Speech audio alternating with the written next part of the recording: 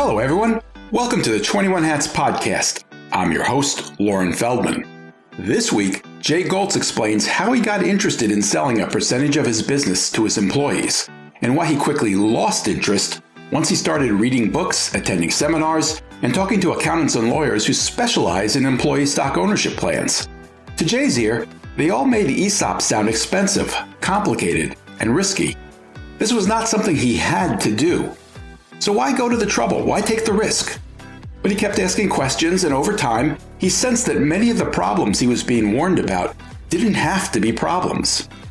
As of now, he's pretty much concluded that an ESOP could help him secure retirement for his employees while generating more profit for his business. In fact, he's confident he will make more money owning 70% of the company than he does now owning 100%. But he still has a few lingering questions, which is why we invited Corey Rosen to join the conversation. Corey helped draft the legislation that created ESOPs, and he literally wrote the book, several in fact, on how the plans work. All of which led to one inevitable question for both Jay and Corey. If ESOPs are so great, why are there so few of them? Even in good times, owning and running a business can be a lonely pursuit. Our hope is that these weekly conversations, brought to you by our brand new sponsor, The Great Game of Business, will let owners know they are not alone in facing challenges. Same thing with our daily newsletter, the 21 Hats Morning Report, which Inc. magazine named the best newsletter for business owners, and which you can subscribe to for free at 21hats.com, where you can also find transcripts of our podcast episodes and lots of other articles and interviews. Joining me this week on the podcast are Jay Goltz, whose companies in Chicago include a picture frame business, artist frame service, and a home furnishing store, Jason Home, and Corey Rosen, who is founder of the National Center for Employee Ownership. The episode is titled, The Hard-Nosed Business Case for Employee Ownership. Welcome, Jay and Corey. It's great to have you both here. Jay, let's start with this. You were hot, you were cold. What got you hot again? What triggered your interest most recently? Well, frankly, first I was hot on it because I recognized there was a problem with two things. One is my employees. I never looked at my 401k balances, and I was frankly horrified when I saw how little money most people have put away, and I care about my employees, and that was concerning. You have a lot of employees who've been with you quite a few years, right? I've got 100 and some employees, and many of them have been with me over 20 years. When I say many, probably 20, 25 people have been with me over 20 years, and I'm concerned about that. And secondly, I'm just thinking about, I'm not planning on going anywhere, but who knows what happens. I'm thinking, what can I do to make the business more solid going forward? And I just frankly have no interest in selling it.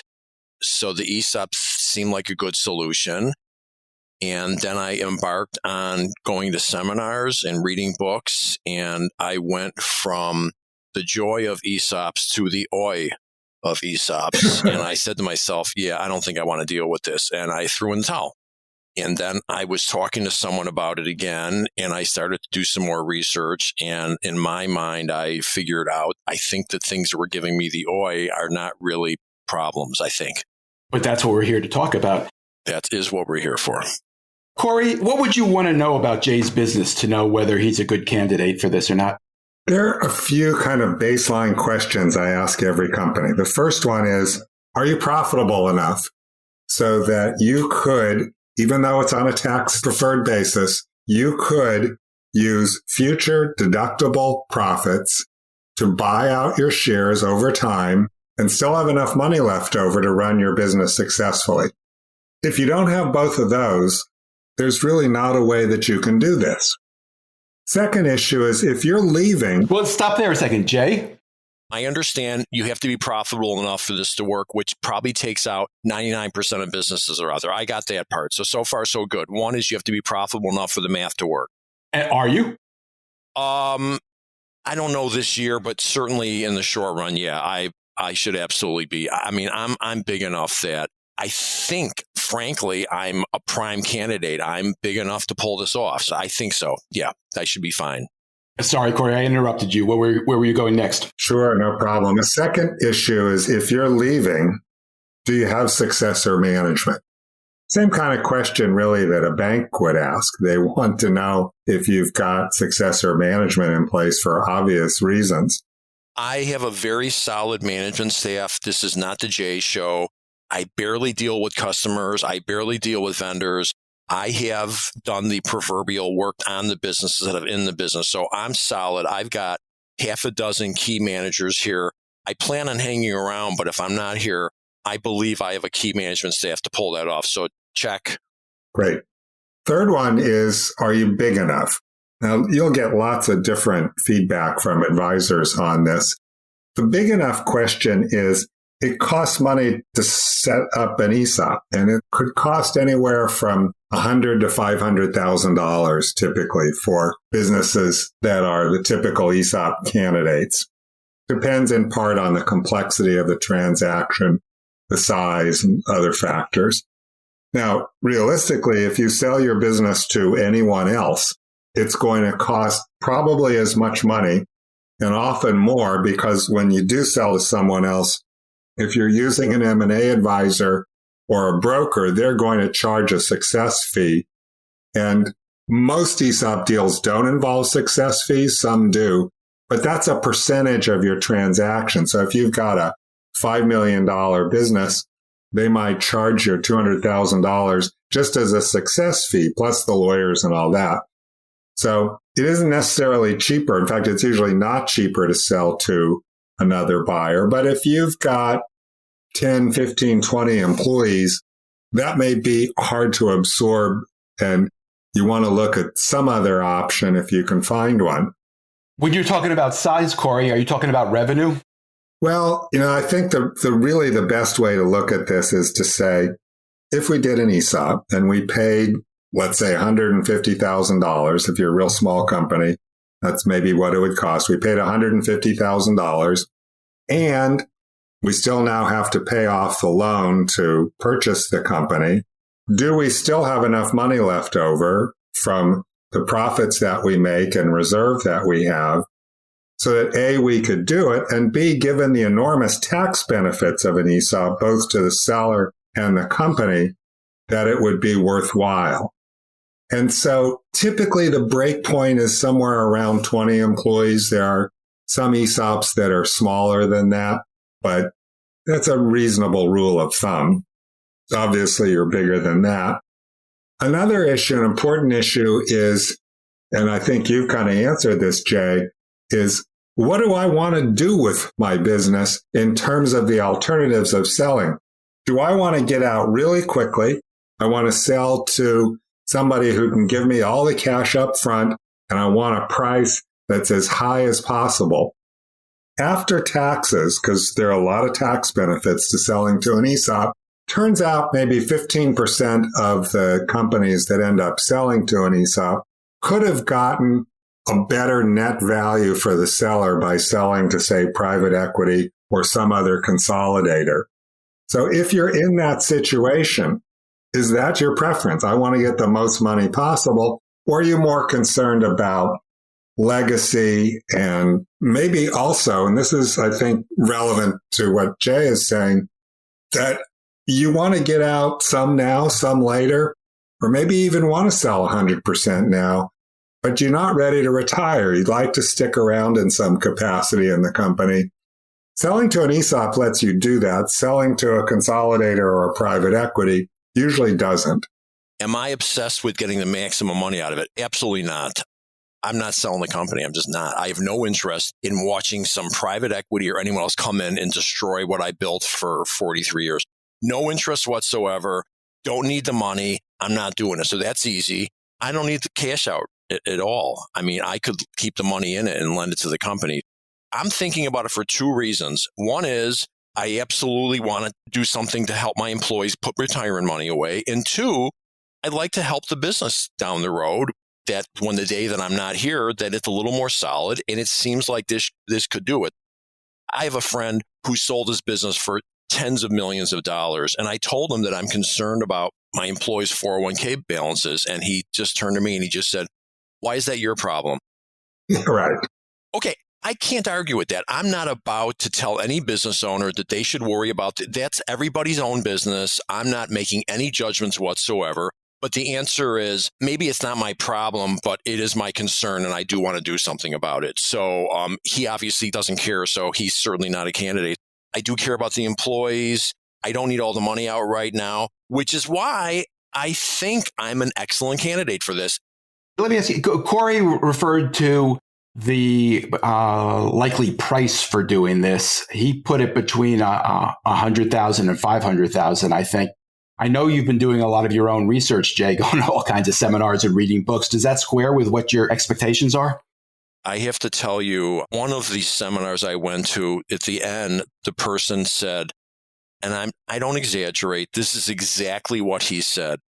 The cost can be 1%, 3%, 4%, but don't hold me to that.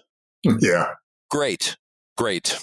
Like, really? So, like, okay, in my case, I believe that the math has to work. And that doesn't just mean what your profit is, how many employees you have. In my mind, as an entrepreneur, it's about, okay, what's my return on investment in doing this? Sure. And I believe that a little bump in marketing, just a little, you'd get 1% more business because of this. Wait. Let's hold that conversation for later. I do want to get to your hopes about what this would mean for the business. But first, you got to get there. You got to do it. Are you comfortable with that price tag that Corey mentioned? I'm not comfortable with $500,000. I don't know what drives it that high. So no, 100 and something. Okay. I don't know. I haven't gotten that far. I'm certainly still in the process of figuring this out, which is why I'm glad to be here today. Cause I still have some key questions that I haven't gotten answers to. Well, when you're looking for advisors, of course, you want to shop around. And if you go to our website at nceo.org, there's a service provider directory. And what we encourage people to do is talk to a lot of people because you're going to get very different pricing. But here's where you're going to see the big difference. There are some service providers who charge success fees. And their argument, and it's not a bad argument, but their argument is, we could also sell your business to someone else. And we want to give you advice on what all your alternatives are. And if you end up selling to an ESOP and not to some consolidator, we get less money. So we don't want to have that incentive, and you don't want us to have that incentive. And so we're going to charge you a success fee. And that's typically in the range of 2 to 3% of the transaction. Plus, you're going to have some other costs as well. On the other hand, there are a lot of service providers who work like any other attorneys and trustees and valuation firms. And they either work on an hourly basis or they have a fee based on the particular service they're providing. That's going to cost you a lot less than the ones who charge the success fee, but they're not going to be thinking about how else could you sell the business. So if you've decided you want to sell to an ESOP, you probably should focus on those, and that's going to get your cost in the lower range rather than the higher range. Okay, that was very insightful. I didn't know that. The idea that someone's going to make an argument, the meeting would have been over the second I heard about the concept, because that's just revolting to me. Oh, so you could have gotten more money out of over here, and since you didn't, you still want to get that money, so I should pay you for something you didn't do. Like, yeah, I don't buy that at all. So, all right, well, that explains that. Yeah, I'm not paying a success fee. Not happening. So, okay, that's good. Yeah. There's one other consideration that people should understand when they're making the decision, which is ESOPs come with rules about how the stock gets allocated to people.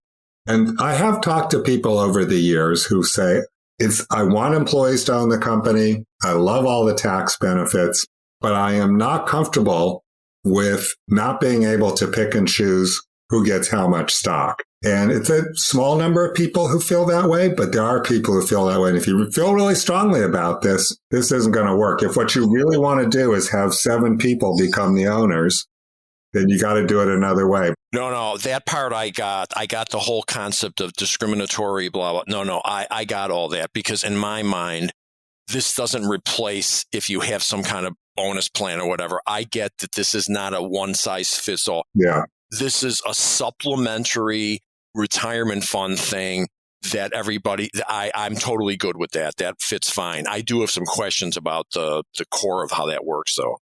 And by the way, while there are all those rules for ESOPs, that doesn't preclude you from how you pay bonuses to people, or some companies give key people something like stock appreciation rights. That's pretty common. You can do that. Okay, no, that part I got down. I'm just, the person who's just standing there framing pictures that makes, whatever, $42,000 a year. I'd like to know when they retire, they're also going to have some money. So this isn't just for key people. I want it for everybody. So that's why I say, so far, so good. It seems to fit where my head's at. All right. I want to try to run through a bunch of the issues that have come up. Jay, you've heard from a lot of people that this is just hard to do. How big a concern is that for you? What I've learned lately is that everybody's definition of what hard is different. When I look at this, I think, wow, what a great thing. I can give people a good retirement plan. And I would think that the ideal candidate for this, which I think I am, is already a collaborative kind of company working with their employees. Mm-hmm. I don't know why. And Corey, you said it in your own book, 3 different places. You talk about how this is hard work, this is hard work, this is really hard work. And I'd like to ask you, what's the hard work part of this? Because to me, It's like, it sounds like a joyful thing. Like, hey, everybody, I'm going to sell you 30% of the company and it's going to cost you nothing. And we're all going to make more money together. Where's the hard work? So, of course, I would say that hard work isn't necessarily unjoyful. Hard work can be very joyful indeed, as probably anybody who's an entrepreneur can attest. What I'm referring to there is that once you set up your ESOP, that the expectation that, well, now everybody's just going to get it and they're all going to act like owners and everything's going to be wonderful, it doesn't really work that way. Like anything else in companies, if you want to achieve the results, you have to work at achieving those results. And what the research and our experience shows is that companies need to commit to things like setting up an internal communications committee with employees who are going to be in charge of helping explain not just how the ESOP works, but how the company works. It means ideally, and these aren't things you have to do, but these are things that make it work a lot better, becoming more of an open book company, starting to share key metrics with people. And it's not really just focused on the income statement. It's about all the metrics at the particular work level that make that work contribute to the company's success or not. It's things like creating high involvement management systems, work teams, and employee committees and ideas teams. I wrote a book called Beyond Engagement, and the first line of the book is, it's simple. The best companies are the ones that generate the most ideas from the most people about the most things. And that concept, Beyond Engagement, and the rest of the title is How to Make Your Business an Idea Factory. That concept comes from the notion that if you just give employees the opportunity to share ideas and information, if you have an open door policy, nothing's going to happen. Everybody has an open door policy. You need to have a structure for how employees can identify problems and identify ideas. So one of our members, Hypertherm, about 1,800 employees, 100% ESOP company, one of the most awarded of our members, generates about 4,000 usable ideas per employee per year. Imagine if you have a company that generates 2 or 3 usable ideas per employee per year, how much better you'd perform. But this doesn't just happen by magic. This happens because you have people spending time figuring out how to do it and allotting the time for employees to participate in those things. Okay, that totally makes sense. And to me, it sounds like it's just good business, which is why I'm getting excited about this. I'll tell you the 3 big things that most people are being dismissed by that say, oh, ESOPs. Here's the big 3, I think, if you talk to the accountants or the lawyers who maybe aren't as familiar with it. The first one is, there's a problem with the valuation with those things. Okay, my answer is, all right, you get the valuation. If it's not what you thought it was, abort mission. Mm-hmm. Okay. I mean, am I wrong? No, that's right. So people understand when you do an ESOP, you'll have a trustee and the trustee will hire a valuation firm who determines what a financial buyer would pay for your company, not a strategic buyer. A lot of business people, maybe most, have this idea, and frankly, unfortunately, for most, it's a fantasy, that there's a buyer out there who is a strategic buyer who will pay this substantial premium for your business. And as I mentioned, maybe 15 or 20% of potential ESOP candidates have a buyer like that who can offer them more money so that after the tax benefits of selling to an ESOP are taken into account, they would do better. But, and I think this is probably true for a lot of the feedback you get from advisors. Remember, a lot of the accountants don't know how to do ESOPs, and they're afraid that if you do one, they'll get somebody else. Absolutely. That's one of my big breakthroughs I had in my head that, they don't want anyone else at the party. Yeah. And mergers and acquisition advisors will make more money selling you to someone else than they will to an ESOP. And so they definitely will tell you, oh, it's a terrible idea. It only works for this, or most of them fail, or, ESOPs have a default rate on the loan used to buy the company of 2 per 1,000 per year. So the notion that they often fail is just not true. No, and I'm telling you, I really believe that conversation with the accountant or lawyer, I truly believe it lasts about 20 seconds and it's done. Yeah. Oh, you don't want to do those. Those are a pain in the ass. Hey, where do you want to go for lunch? Right. That's what I've seen. The valuation's one. Two, oh, well, a lot of people could go to retire at once and you'll have a payout crunch. Correct me if I'm wrong, because this one I think I figured out. If you don't take out a big bank loan to finance it, that really shouldn't be a problem. Is that true? Hold off for a second there. Let's explain that, Corey. I think Jay's referring to what happens at the time of the sale where the employees are purchasing the company. The employees don't actually lay out any of their own money. Money has to be borrowed, correct? Right. But the problem I'm talking about is if it's 10 years from now and they want to retire. No, I understand that, but I want to start with the basics. Sure. So there are a number of possibilities here. One is if you start soon enough, you don't have to borrow any money at all. You just contribute cash each year and the ESOP buys more and more shares over time. That process might take 10 years or so. But most owners want to get more money up front. And so how do you get that? Well, you borrow it. And you can borrow it from banks. You can borrow it from mezzanine lenders, if you can find those. There are those people in the ESOP space. They will charge more than the bank, of course. Or you can do a seller note. The typical transaction where the owner wants to get out all at once, or at least very quickly, you get as much money up front as possible from senior debt. Then that depends, of course, on the collateral you have to offer. But let's say that's 40% of the company. I've heard some companies get as much as 60 or 70%. But let's say it's 40% of the company. And so the other 60% is paid with a seller note. So you're saying, pay me off over time. And typically the term of those seller notes is 5 to 7 years. So you won't get everything up front. You'll get, a significant amount of it in the first couple of years. But if you really feel like I got to get all this money up front right now, then it may be that you need to sell to somebody else, unless you can get this mezzanine debt, which will fill that gap. But the mezzanine debt's pretty expensive. I met with my bank. They have a division. All they do is lend money to ESOPs. There are quite a few of those. Yeah, all he does is, and I have to tell you, he's part of the reason I'm talking to you today. He said he just loves his job. He loves what he does. He doesn't see a lot of problems with these. And he explained to me, I go, is this going to impede my ability to get a credit line? He goes, we're not lending money to the company. We're lending it to the trust. That's right. And there's no collateral. Like we're doing a hard, I think he called it a hard loan, meaning they're going to look real carefully at everything to make sure it's safe. But in my case, I don't even know that I'd bother doing that. I don't need the money. I would just go ahead, which is why that potential problem in my mind doesn't exist. If in 10 years somebody wants out, there should be money sitting in that account. Corey, is Jay right about that?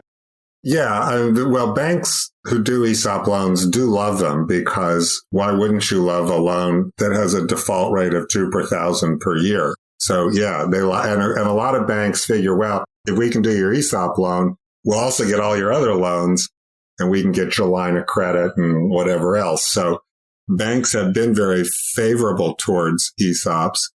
The seller note, there are a lot of people who say, I don't even bother with the bank. If I can get paid off over 8 years, that's fine. I don't need all the money up front. I'm going to get some of it each year, and that's fine. That's plenty of money for me. I don't want to bother with the bank. And seller notes are kind of an attractive investment because they're going to be priced in today's market probably 8 to 12% on the interest rate. That's exactly what he said. And this is what made me realize, boy, the math works very nicely on this. I think to myself, wait a second. So what if you said, well, Jay, your business is finally getting a critical mass. You're going to get much more profitable for the next 3, 4, 5 years. Boy, you could be giving away 30% of your profits. But then I say to myself, wait a second, getting 10% of that note is going to chew up half of that money right off. So I did my own little analysis. The math works. Yeah. I believe, if I think I'm right, this might be the only time I've actually seen a situation where I can have my cake and eat it too.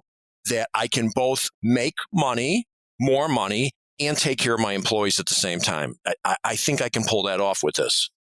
Well, that's how typical ESOPs work. And there's even another wrinkle where some owners, about 20, 30% of the seller notes, the seller says, well, it should be 9 or 10% interest.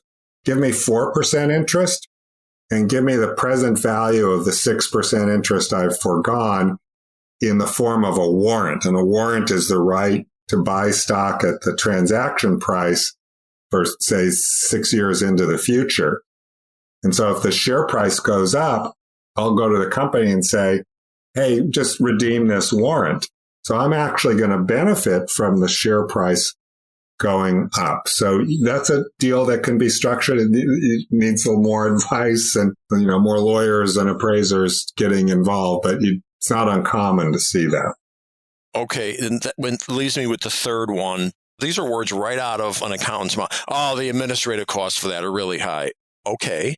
Now, I've gone to enough webinars. I've talked to enough people. It sounds like, correct me if I'm wrong, the administrative costs of getting the appraisal and having the trustee $50,000 to $75,000 a year? Or less. Okay, good. Yeah, so the administrative cost is just the people who keep all the records, and that's going to cost, in the range of $100 to $200 per employee. That's not a big cost. Trustee is going to cost, and you don't have to use an outside trustee after you've done the transaction. So about half the companies don't pay for that. I think it's a good idea. That's going to cost you $20,000 or so per year. And the valuation is going to be another, which you have to do annually, is another 15 to 20,000, probably 15. And then if the law changes, you need a lawyer. Okay, so you just gave me 10, 20, so it's $45,000. Okay, so we're in the same neighborhood. Here was my revelation, and this is only personal. This is how I feel. I am absolutely going to stop my 401k matching plan that has always made me sick. I don't like it. I think it's completely wrong.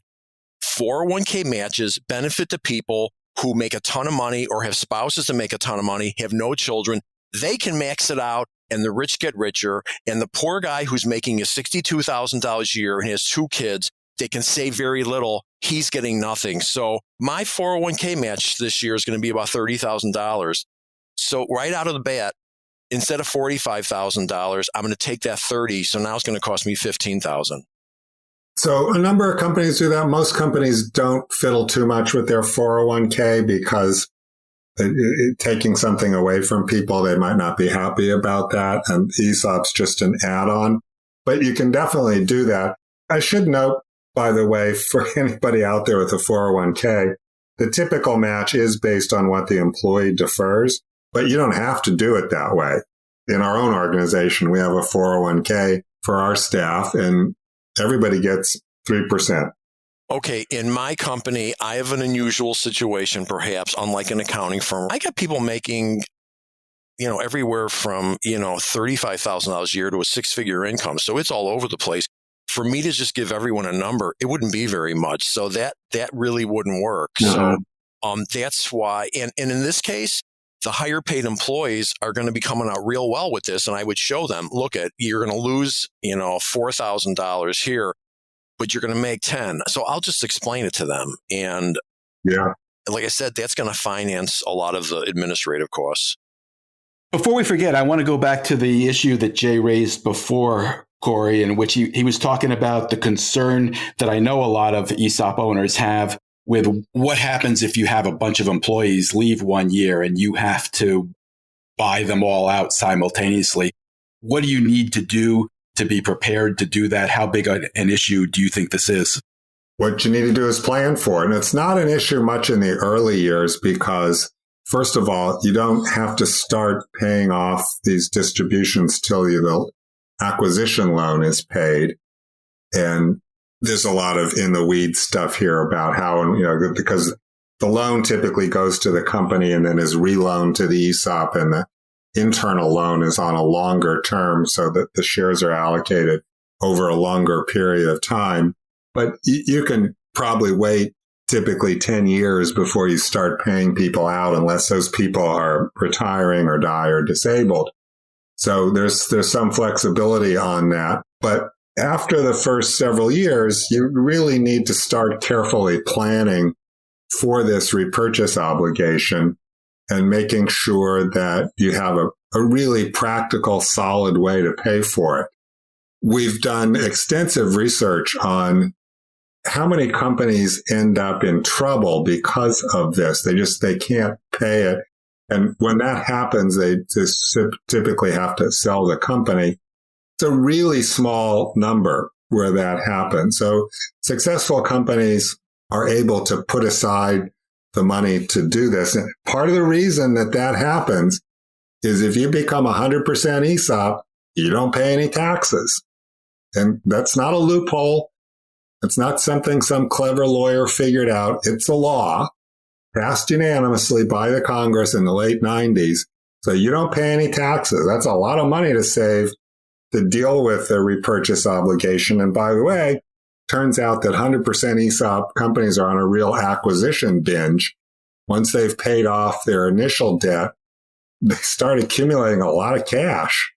And because they're typically successful companies and they're going and buying a lot of companies. In fact, one of the things that we're going to start providing more resources on is for companies who say, I really like the idea of an ESOP, but I just don't want to do it in our own company. You can sell to an ESOP company. There are a lot of companies looking for companies to buy. So that's an alternative too. I would say the word I would pick for myself and many other entrepreneurs looking at this is they're apprehensive. I mean, how could you not be apprehensive? You're not sure what exactly it is. And then when you start to get more information, that apprehensiveness could turn into anxiety. Sure. Which then turns into, see you later, don't need to deal with this, because I simply don't need to deal with this. That's the point. I don't have to do this. But I'm back in the happy mode now of thinking this is the greatest thing ever. So let's see if you can get me out of that.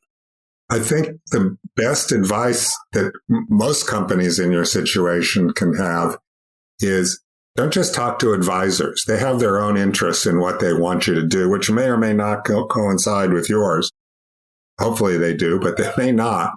Talk to other companies who've done it, and we can help with that and see what their experience has been. How has it worked? How much did it cost? What were the pitfalls? One of the great things about this community is that it's incredibly sharing. Even your competitors will talk to you about it.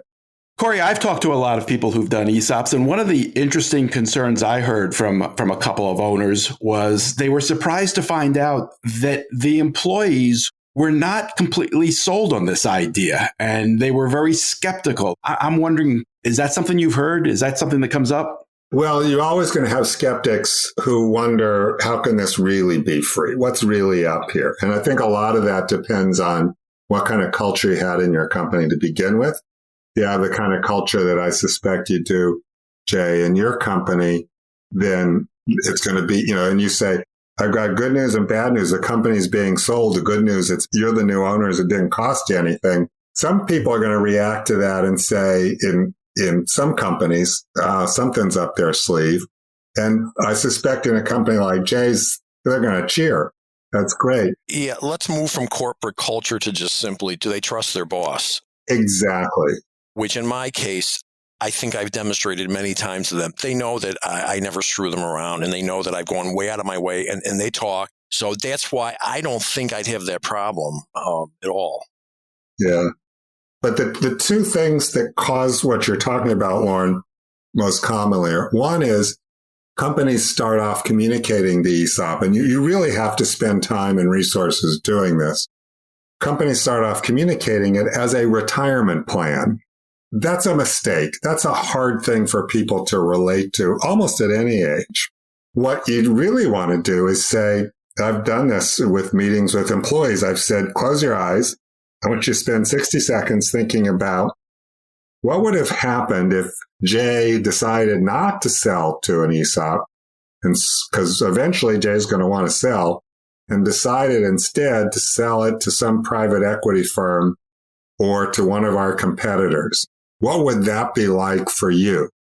Now think about what would happen because we had an ESOP instead.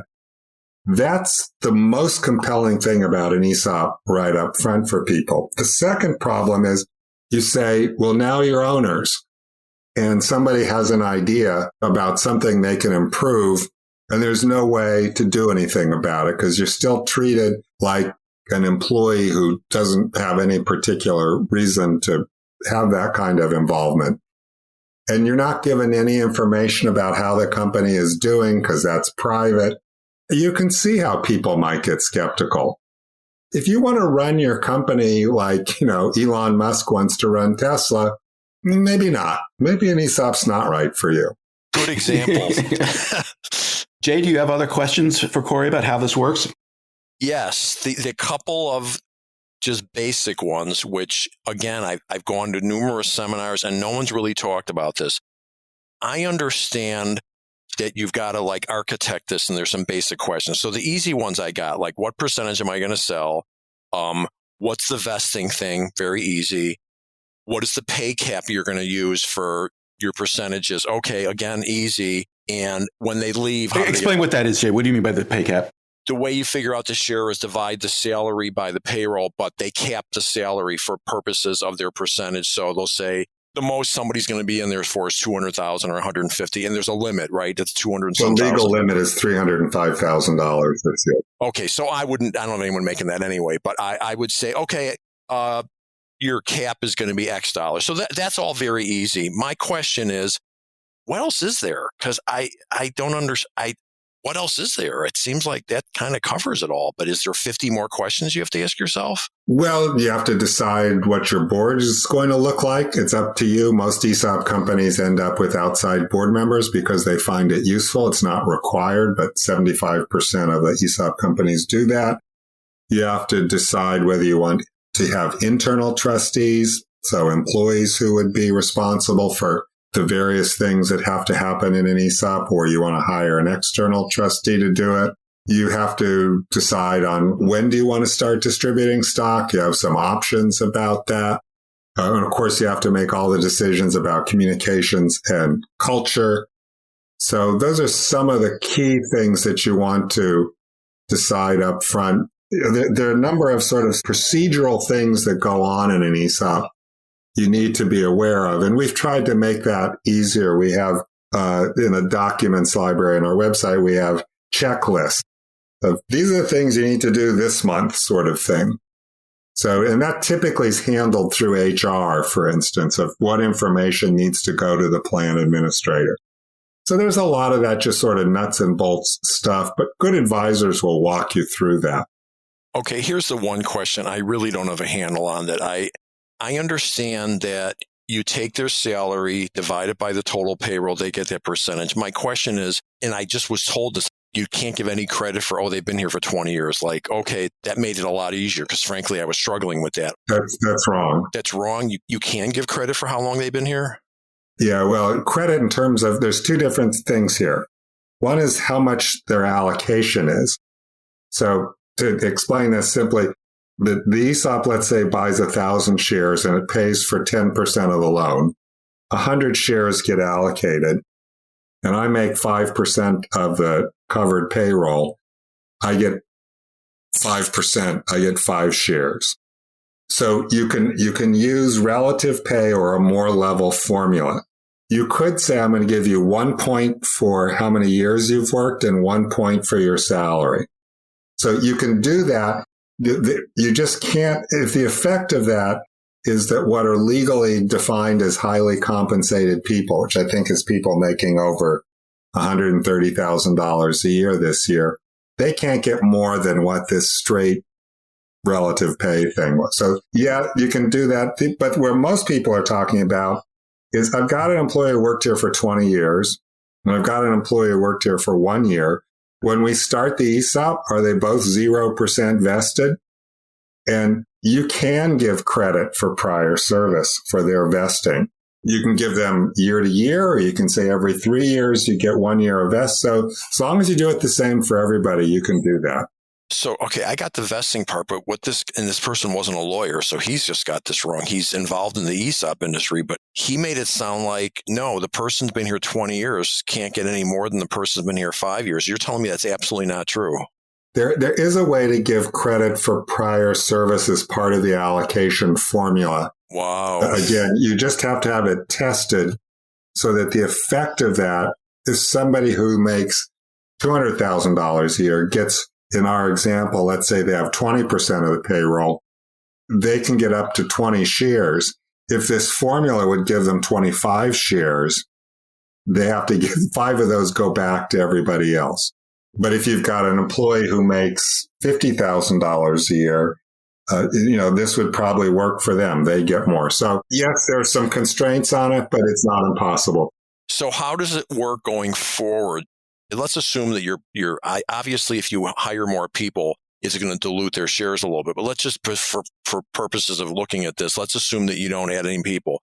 Does everybody keep the same amount every year? Well, each year you get another allocation based on the same formula. And you might decide at some point, let's change the formula to straight pay, for instance. Corey, is that true even if Jay stays at 30%? Which let's assume I am, because that's my plan. The percentage of ownership is not related to this. This is what happens internally within the ESOP. All right, this sounds complicated and needs to talk to too complicated for this, but that's good to know. I got it. It's not impossible to do what you're talking about. There are some constraints, but it's not impossible. Okay, that's fine. Corey, the rules that you're referring to, are they all national or can this vary by state? No, this is all part of the Employee Retirement Income Security Act. So state law has virtually no impact on ESOPs. Jay, are you still with us?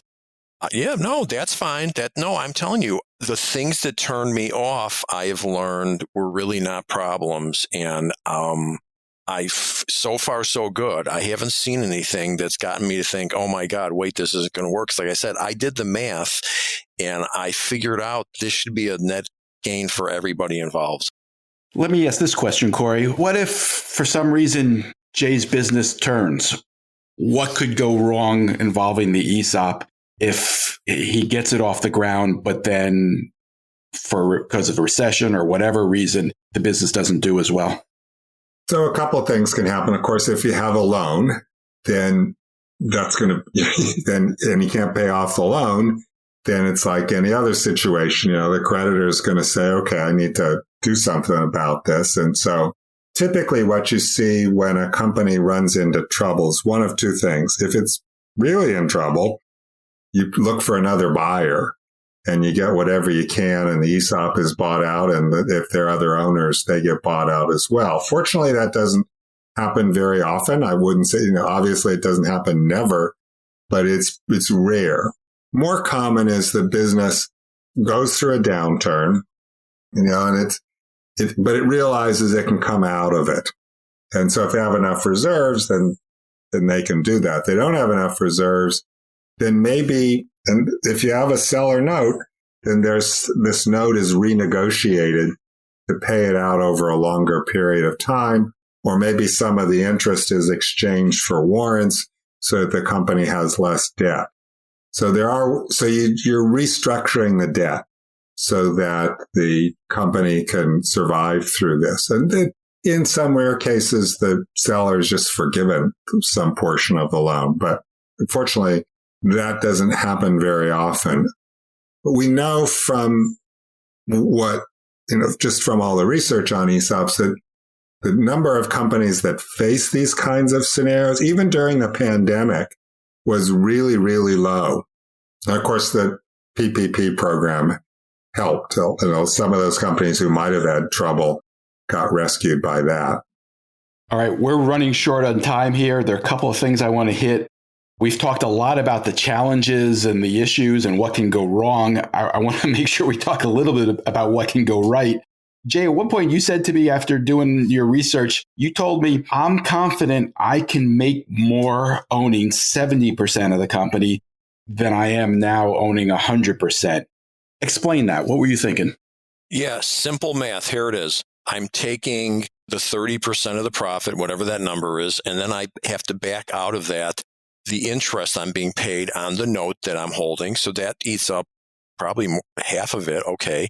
And then I figured you can't prove any of this, but I'm in the retail business. People have relationships with my employees. How could being employee owned not get sales up 1%, just 1%? Well, 1% is a lot of money, gross profit wise. So that's going to be a big chunk of money. And then again, even with motivated employees, and Corey, I loved in your book when you said, look, at half your employees are going to work hard no matter what, and the other half might work a little hard. Mm-hmm. Yeah, sure. What if they just worked? What if my efficiency just went up 1%? Well, I have a big payroll. 1% of that is tens of thousands of dollars. So if you add up the little bit of cost savings, the little more business, and the fact that I'm getting interest, all of a sudden I made more money than I would have made without selling it. On top of the fact, I now have retirement funds for all my employees. So like I said, I see this as a win-win-win. Win for the customers, win for me, win for the employees. It seems too good to be true, but I think it's true. Corey, is he deluding himself? No, we actually have a lot of research on this. And it should be mentioned, just to be clear, that when you sell to an ESOP, if you meet certain criteria, that you can defer taxation on the gain by reinvesting in stocks and bonds of other companies. So that's a pretty big deal. If you are an S corporation, the percentage of your profits attributable to the ESOP is not taxable. If you're 100% ESOP, no taxes. If you're 30% ESOP, 30% of your profits are not taxable effectively. So there's some big tax advantages that add to the financial benefit of an ESOP. But when we looked at the data, we found that ESOP companies grow about 2.5% per year faster than would have been expected if they did not have an ESOP. And the companies that combine an ESOP with this high involvement management system grow about 6 to 11% per year faster than would have been expected. How can you determine that? How do you know? Yeah, so this is called in social sciences, it's kind of a match sample quasi-experimental technique where what you do is we took a whole bunch of ESOP companies randomly, and we said, let's compare these companies to companies that are otherwise just like them for the 5 years prior to the ESOP. And then let's compare them for the 5 years after the ESOP. And what we're going to do is say, well, if Jay's company was growing 2% a year per year faster than its competition prior to the ESOP, but it was growing 5% per year faster post ESOP, then there's a 3% difference attributable to establishing the ESOP. So this called quasi-experimental technique is the kind of social science gold standard. And that's what the research showed. And here's the key for me figuring it out. Let's say that the social scientists are off. It's half as good as they say it is. Still damn good. Even if it's half, even if it's a third of what they're saying, it more than pays for itself. So I'm not suggesting you got to hit all those. I mean, that would be unbelievable if a company grew 6% more because they won ESOP. I'm not even suggesting that. I'm just suggesting bare minimum, they grew 1% more. That's all, just 1% more. It works. Yeah, it's a modest target. And the other side of that is that there's a lot of surveys that were done. My favorite one was comparing ESOP popularity to apple pie and baseball. And it actually came out better than both. Well, being a Cubs fan this year, that's not a hard thing to imagine. That's true. But maybe the apple pie. Part of the reason Publix is so successful, there are a lot of reasons, but part of the reason is that it's employee owned. And there's some percentage of their customers who just prefer shopping at an employee-owned company because they figure it's good for more people. All right. All of this leads to one obvious question, Corey, which is, if it's really as good as Jay is saying, why don't more companies do this? Because we know the percentage is tiny. Yeah, of the companies who are big enough to do it, there's maybe 150,000 companies who fit the criteria, because most companies are really tiny. Of the millions of companies have under 10 employees or under 1 employee. But I think it's exactly what happened to Jay. They go to their advisor. First of all, they don't even know you can do it. There's a large percentage of the business population that doesn't even know what it is. There's another large percentage that says, oh, employee ownership, the employees have to buy the stock. That'll never work. End of story. And then there's the remaining percentage of Jays who go to their advisors who say, you shouldn't do that. Let's go to lunch. And that's a big problem, huge problem. You've kind of hit my 3. One is absolutely they don't know. There's no question. I talk to lots of business owners. Most don't have a clue how it works. So that's for sure. Remember when I told you that the profits were not taxable? Remember your reaction? Lauren, you've got this wrong. That can't be the case. Right. No, absolutely. Okay. So number 2 is, and I think this is huge, they talk to their accountant or lawyer. It is completely dismissed immediately with, oh my God, they're a pain in the ass. And that's the end of the conversation, because most people are going to think, oh, well, I can trust my lawyer or accountant. They know what's going on. Okay. And then the third one, which, sorry to say, I've gone to these seminars and they manage to unsell me. They say things that are they unsell me. And I could give you lines they said that Give us an example. What are you referring to? Okay, here's my favorite one. I'm watching a seminar from a well-known company. The speaker says, it's like building a house. Well, nothing's perfect. And I think that's like taking your kid to a babysitter. And as you're way out, they go, oh, by the way, I just want you to know I'm not the perfect babysitter. Like, what the hell does that mean? I still don't know what that means. I mean, that was one. Another one is both of these companies, and these are very big companies that you know extremely well, the person speaking, they both said the same thing. It's basically like a 401k plan. The other one says an ESOP is simply a benefit plan. That's simply not the case. That's like saying going to the Cubs game is like being the manager of the Cubs. No, you're in the same stadium, you're wearing a hat, but one of them is being paid to be there, and the other one you paid. Can't say that it's certainly got an element that's like a 401k plan, but it's not their money, for God's sake. You can't just go ahead and summarize it with that to say it's like, because then I say to myself, well, then what the hell do I need this for? I got a 401k plan. That's underselling it by about 80%. One of the difficulties with, I used to be an academic, and when I first started teaching, the thing that occurred to me right away was it's hard to remember what I didn't once know. That things that were concepts that were so familiar to me, I didn't even think about them, that I didn't know where the audience was. And that's true of lawyers. They're experts, and it's hard for them to remember where the audience is. The second problem is often the people who are the worst at explaining something are the people who know too much. And they want to go into more and more and more detail.